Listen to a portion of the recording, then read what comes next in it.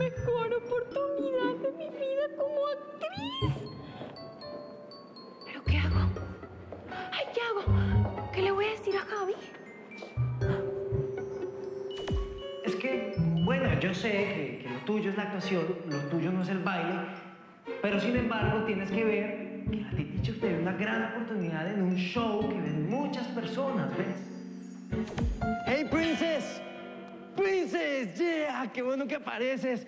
¿Por qué no te has cambiado? Ya falta poco para empezar a grabar. Mira, ya están todos listos. ¿Te está pasando algo o qué?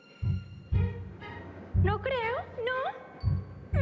Bueno, no, entonces ve y cámbiate. Ya falta poco para empezar. ¡Sí! Tú puedes. Sí. Hey, Princess, es por el otro lado. Yeah, por allá.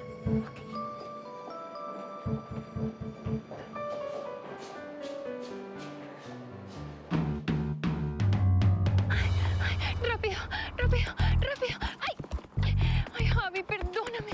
¿Pero es esto o mi carrera como actriz? Ay.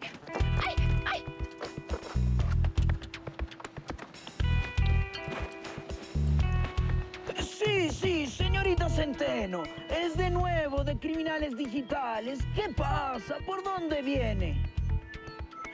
Ah, en una bicicleta. Bien, es que casi se le acaba el tiempo.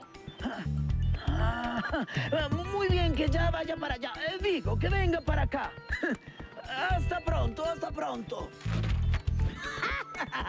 Ay, bailarincito electrónico de cuarta, mi plan salió perfecto y te quedaste solo.